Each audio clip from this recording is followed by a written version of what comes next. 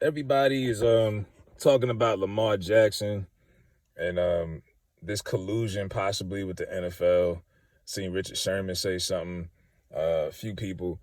First of all, like let's get it out the way because I don't want to come off like Kendrick Perkins, Mushmouth Perkins, because I was gonna talk about that when that happened when Perkins got shut down by JJ Redick. I'm just glad it wasn't Black History Month because that was pathetic. But on the surface, is the first thing that's easy to say is, oh, it's the NFL just being racist. I was like, yeah, but they just had two black quarterbacks. Jalen Hurts is about to get paid probably this summer. Kyler Murray just got 160 something million like a year ago. Deshaun Watson, who reset the market last year, just got 200 million guaranteed. And then Pat Mahomes, who just won the Super Bowl, got 500 million. Like, it ain't race on the surface. This ain't got nothing to do with that. The collusion that I see is because people had this mindset that all these teams in the NFL hate each other, like because of the rivalries on the field. Like, oh, the Niners hate the Cowboys, the Ravens hate the Steelers, this, that. But it's like a country club. Most of these owners, because 32 of them, 31 are white. Most of them, it's like most of them hang out with each other. They got coaching fraternities, coaching circles. Like, they talk. You know what I mean? So you've seen the Gruden emails and all of that. People, they talk. So more than likely, Bushati, the Ravens, and them are telling people Lamar wants a certain price, and more than likely he wants that Deshaun Watson price. He want that 200 million guaranteed. And mind you, that's why people was like stunned, like the Cleveland Browns. Not only did they sign him, they gave him all that guaranteed bread with everything he had going on. Now, from Lamar, from his mind, he's like, yo, I ain't never had no issues. I've always kept my nose clean. And he's basically the whole offense. He's their whole identity. The Ravens are nothing without him. No disrespect, but it is what it is.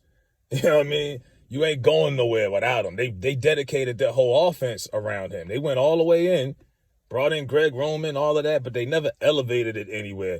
Like, they failed him, I think, on the field, because look at what the Eagles did for Hurts. That's what they should have did with Lamar. Get a real receiver, A.J. Brown. They went and drafted Hollywood Brown. Nah. Shipped him out because he was disgruntled. And they have this narrative they like to push that, oh, receivers don't want to play with Lamar Jackson because he can't throw. No, receivers don't want to play for Baltimore because they don't involve receivers. Nobody. Look at a game from the Ravens. A few games. Just watch. I watch a lot of them.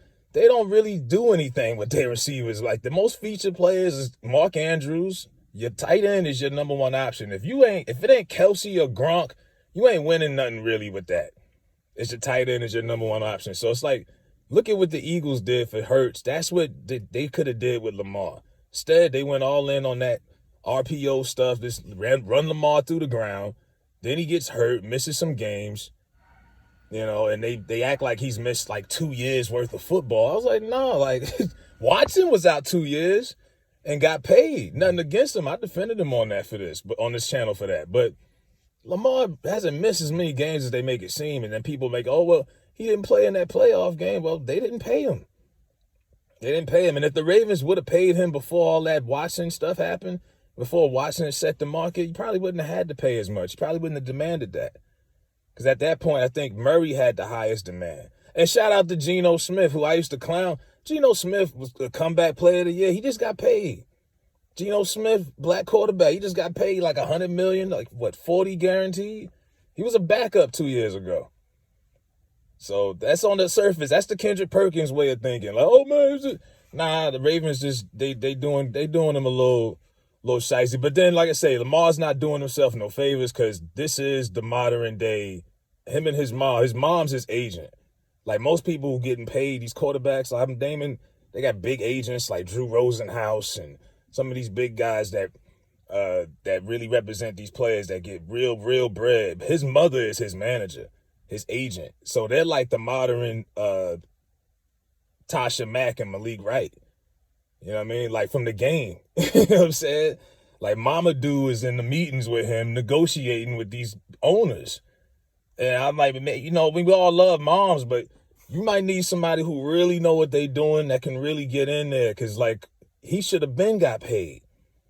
You know what I mean? I didn't think he should have played last year. He should have sat out the whole year, starve him out, sit out. And he's probably not going to play this year until further notice. Now, They say the Falcons, they didn't say anything. I still believe that's nonsense. The Falcons want him because, hell, they was in on Watson. They wanted Deshaun Watson no less than a year ago, but they don't want Lamar. You know what I mean? That's the weird shit right there. So it ain't about race. It's something else that's going on.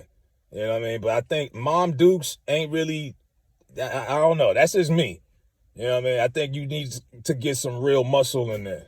But, you know, that's the collusion that I see. I think everybody else is just going with the obvious thing that they're going to, I don't think it's that. It's not that. Because some of these teams is throwing boatloads of money at quarterbacks no matter who it is right now. Look at Daniel Jones. It's got 95 million. He threw 15 touchdowns. 15. And he just got paid nice. So that's the going rate right now for quarterbacks. So Lamar's looking at all this like, okay, I got to come up. And I don't blame him. Get your money. But and the Ravens, like I say, they did some survey not less than a week ago. Ravens players voted them one of the worst training facilities in the NFL. And they've had a whole bunch of injuries. They've had mad injuries the last couple of years. Like 1 year, their whole secondary was hurt. And they was ranked one of the worst training facilities in the league. That says a lot, too, for your quarterback who refused to come back and play. But, yeah. But we'll find out soon. But I think they'll figure out how this is going to play out. But I think at some point, something's going to have to change from Lamar with his approach to it. But if I was him, I wouldn't come back and play at all. Let me know what y'all would do. What y'all think about this Lamar Jackson situation.